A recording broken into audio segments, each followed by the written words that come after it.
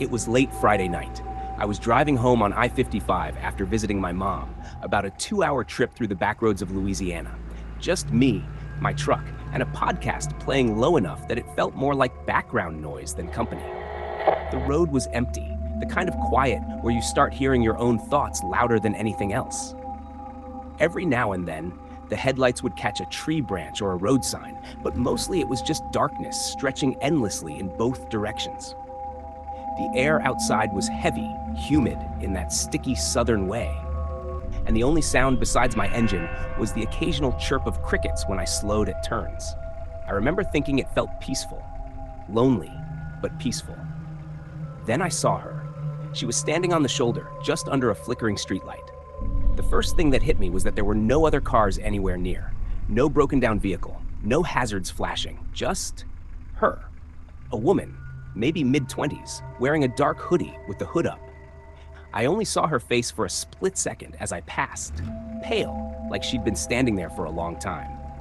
I felt my heart jump when my headlights hit her eyes. She wasn't waving for help. She wasn't even moving, just staring at the road like she'd been waiting for something or someone. I drove past. My gut told me to just keep going, but about a mile down the highway, guilt started to creep in. What if she really needed help? What if her car broke down and her phone died? Out here, there were stretches of road that went 15, 20 miles without a single gas station. So I turned around. When I got back to where I'd seen her, she was still there. Same spot, same posture. I pulled over a little ahead of her and rolled down the passenger window. She didn't move at first, but when I called out, she slowly walked toward the truck. Her steps were light, but there was something strange about the way she moved. Like she wasn't tired, but careful. Up close, she looked normal enough. Young, maybe a college student. Her hair looked wet, like she'd been caught in the rain, even though it hadn't rained that night. I asked if she was okay, and she smiled, polite but distant, and said her car had broken down a few miles back. She asked if I could take her to the next town. I hesitated for a second, then unlocked the door. The smell of cold air and damp fabric hit me when she got in. She thanked me softly and folded her hands in her lap, staring straight ahead. We drove in silence for a few minutes. I tried making small talk, asked what kind of car she had, where she was headed, but she barely answered. Just short words, quiet tone, like her mind was somewhere else. That's when I noticed it. She wasn't wearing shoes. Her feet were bare, resting flat on the floorboard. The skin was pale and streaked with dirt, like she'd been walking for hours. I almost asked her about it, but something in my chest told me not to. The ride stayed quiet for a while, just the sound of the road beneath us. At one point, I glanced at the clock on the dash, 12:42 a.m., and then at her again. Her head was turned toward the window, but her reflection in the glass, I could swear it was smiling. I told myself I was imagining things. It was dark. The glass was catching weird light. But that feeling, the one that tells you something's off, it started crawling up my neck like ice.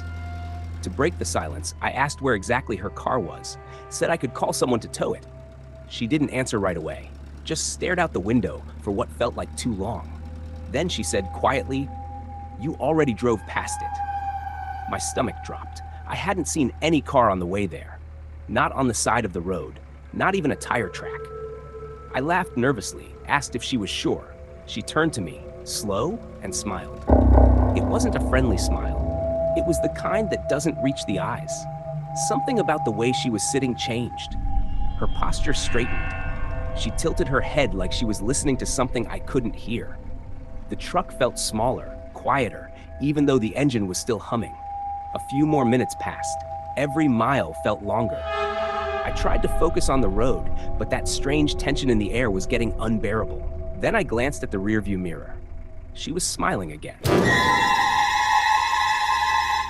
Only this time, her reflection was facing the wrong way. The body in the passenger seat was turned toward the window, but in the mirror, her face was looking directly at me. My hands froze on the steering wheel. I blinked once, twice. The reflection didn't move. It was smiling wider now, teeth visible under the dim dashboard light. When I finally forced myself to look away from the mirror and glance at the seat beside me, it was empty. The passenger door was still locked from the inside, but there were muddy footprints across the floorboard, smudged like they'd come from the back seat to the door. And the air was freezing, like every bit of warmth had been pulled out of the truck. I don't remember how far I drove before I pulled into the first gas station I saw. 30 miles, maybe more. I left the truck running and went straight inside. My hands were shaking so bad I couldn't even pull my wallet out. The attendant looked at me and asked if I was okay. I told him what happened, or at least most of it. He didn't even look surprised. He said, "You're not the first one to see her." I asked what he meant, and he pointed out the window toward the empty highway. "They call her the Mile 49 girl," he said. "Been around for years. People pick her up sometimes, but she never makes it to town." I didn't ask any more questions. I just filled my tank, got back in the truck, and drove the rest of the way home without looking at the passenger seat once. Now, every time I drive that stretch of highway, I make sure the windows are up and the doors are locked, because sometimes when the road gets quiet and the lights flicker on the shoulder ahead, I swear I can still see her, standing there, waiting.